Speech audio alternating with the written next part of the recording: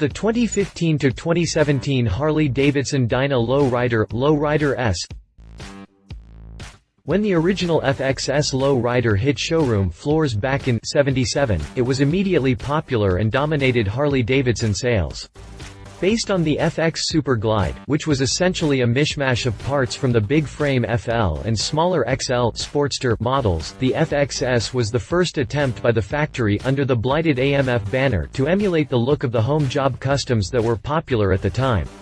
Since then, the FXS changed from the original hard mount frame to the rubber mount FXR frame in the early '80s, and has been built on the new hybrid Dyna frame FXDL since '91.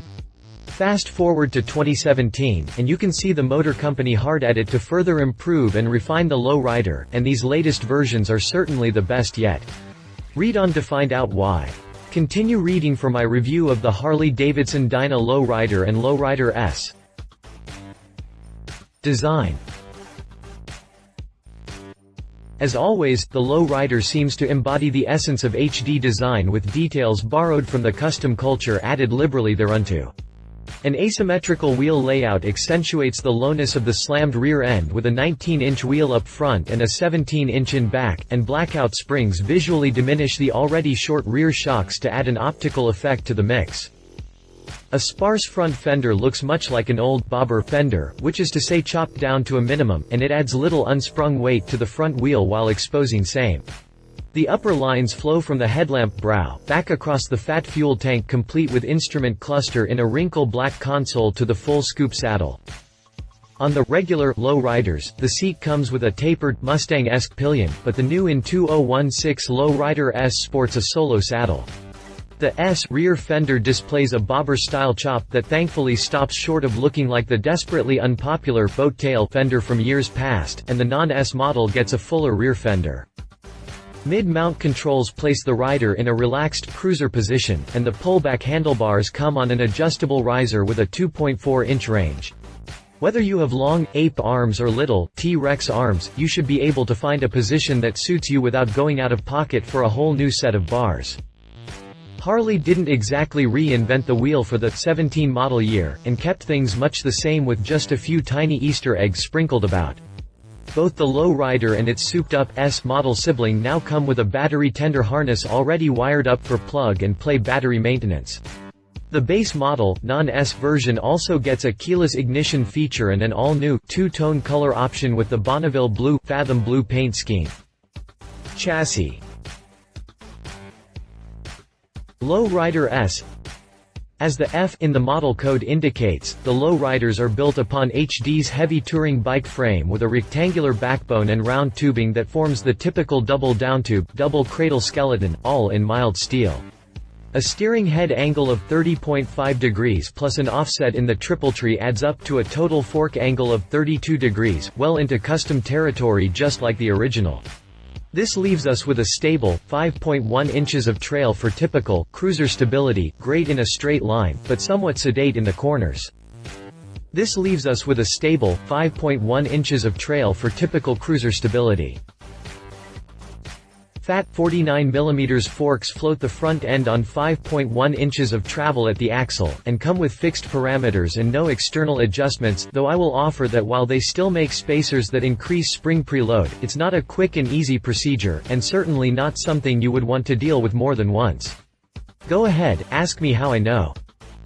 Coil-over rear shocks come with the ubiquitous spring preload adjustment, and provide 3.1 inches of travel on the Low Rider, but just a hair over 2 inches of travel on the S for an unladen seat height of 26.8 inches, and 27 inches, respectively, and 4.1 inches of ground clearance. As one would expect, the difference in ground clearance has an effect on lean angles. The base model can manage 29.5 degrees to the right and 30.5 to the left because of the exhaust system, while the S is limited to 27.5 degrees to the right and 28.5 to the left before it starts throwing sparks on the 2016 model. Sport O's may find this to be a little shallow, but these numbers are fairly typical for the brand. At 666 pounds soaking wet, this really isn't what anyone would call a light bike, but HD didn't skimp on the brakes. A pair of 4-pot calipers pinch dual 300mm front discs, and a twin-pot binder grabs the 292mm rear disc. Front wheel ABS comes as standard equipment on the S, at least it was in 2016, but it is only available as a $795 option on the base model, so bear that in mind if you just can't live without that safety net. Cast rims come in Harley's split 5-spoke design, and the base model gets a partial blackout treatment while the S comes with the Magnum Gold finish for a little extra curb appeal. Fret not if you are like me and prefer a more classic look, the factory offers optional laced chrome wheels that dress up the bikes quite nicely. Drivetrain. Between the 2015 and 2016 FXDL, and the new for 2016 FXDLS, we have 3 slightly different engines to deal with here. All 3 mills look pretty much alike and follow the typical big twin format. Fans of the brand will instantly recognize, the differences are more or less contained in the innards. The 15 model came with a standard, air-cooled, twin-cam 103 engine that runs a 3.87-inch bore and 4.374-inch stroke for a total displacement of 1,690 cc. This vanilla twin-cam cranks out a respectable 98.8 pound-feet at 3,500 revolutions per minute, and provides a combined city, HWY mileage of 43 mpg. The 16 model year FXDL got the high-output version of the same engine that comes with a dollop of Screamin' Eagle yummy goodness in the form of a factory Stage 1 package that boosts the torque on up to 102 pound-feet at the same RPM and drops 1 mpg for a combined 42 mpg. In keeping with Harley's S-Series that makes performance a front-burner issue, the FXDLS runs the enhanced 1801cc air-cooled Screamin' Eagle twin-cam 110B. For those unfamiliar with the brand, this is the largest production engine Harley had before the Milwaukee 8114 and the most powerful in its day. At 3,500 revolutions per minute, this mill generates a punishing, 115 pound-feet of torque that puts plenty of go in the show. Surprisingly, it picks up a bit of fuel efficiency as well, and manages to milk 44 miles out of every gallon. The FXDLS runs the enhanced 1801cc, air-cooled, Screamin' Eagle twin-cam 110B. All 3 mills run with electronic, sequential port fuel injection, and the usual, pushrod-actuated, 2-valve heads. Due to the higher volumetric requirements, the high-output 103 aspirates through a ventilator, low-resistance air filter, and the 110B breathes through Harley's heavy breather, Giggity, air cleaner.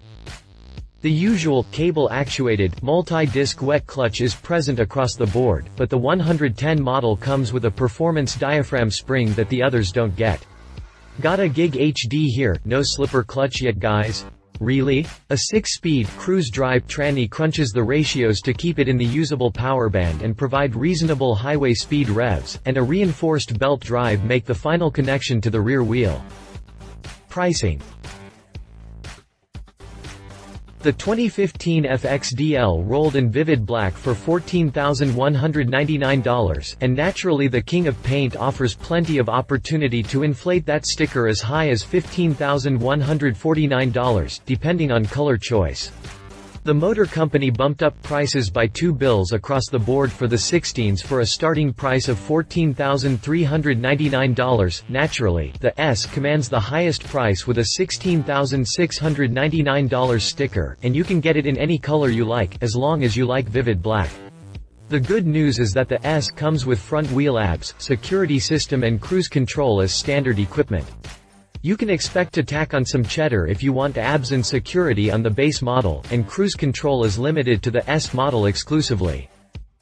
Prices jump a bit for the 2017 model year, and the base model Low Rider eases up to $14,749 in vivid black and up to $15,699 for the top shelf paint.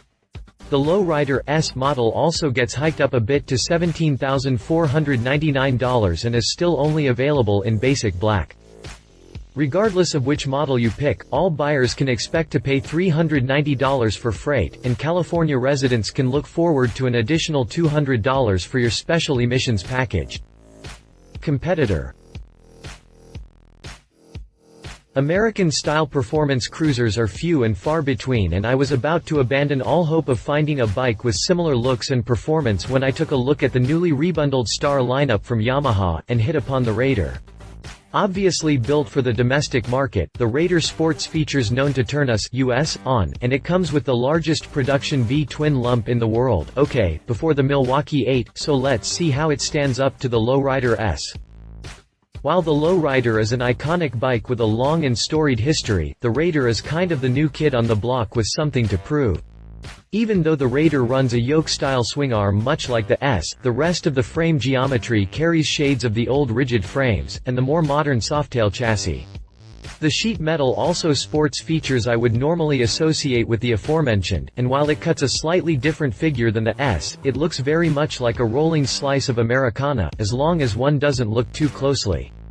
One thing Yamaha definitely got right is the 39-degree rake that really pushes the front wheel out there, and lends the Raider an undeniably custom air, even more so than the factory custom Low Rider. Rolling chassis are comparable, with a double cradle frame, fixed front suspension and preload adjustable rear suspension. Harley pulls ahead slightly on breakage since it offers ABS as standard equipment and Yamaha offers it not at all. Now for the mills. Naturally, the twin-cam 110 comes with a 45-degree V, but the Raider lump isn't far from the mark at only 48 degrees, a detail that definitely plays into the looks. The Raider boasts a massive 1,854cc engine, bigger than Victory's Freedom 106, Indian's Thunderstroke 111, and of course, Harley's 1,801cc twin-cam 110. Folks, I ain't exaggerating when I say this is a big engine.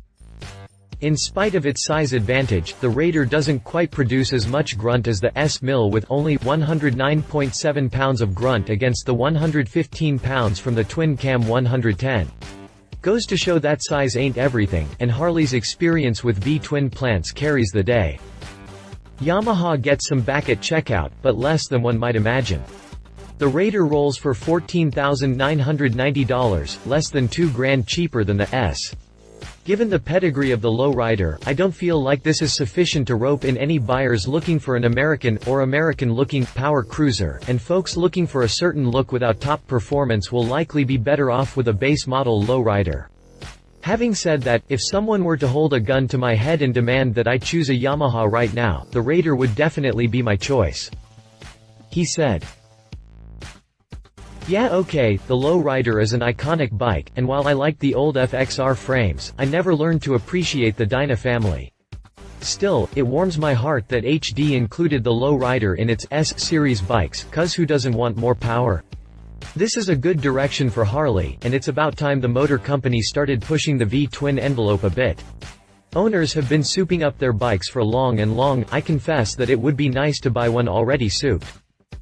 She said. My wife and fellow motorcycle rider, Alan Hinton, says good power to weight ratio and I like the bullet fairing. I've heard folks say they wish it was bigger, but I'm the opposite. If it isn't a bullet fairing, I'd rather not have one at all. I prefer that look, but go fast folks might want the better airflow control that a bigger fairing gives them. I think the S is the first in the Dyna family to have RBW, correct me if I'm wrong. Specifications. If you liked this video, please share your thoughts in the comments below and don't forget to hit the subscribe button.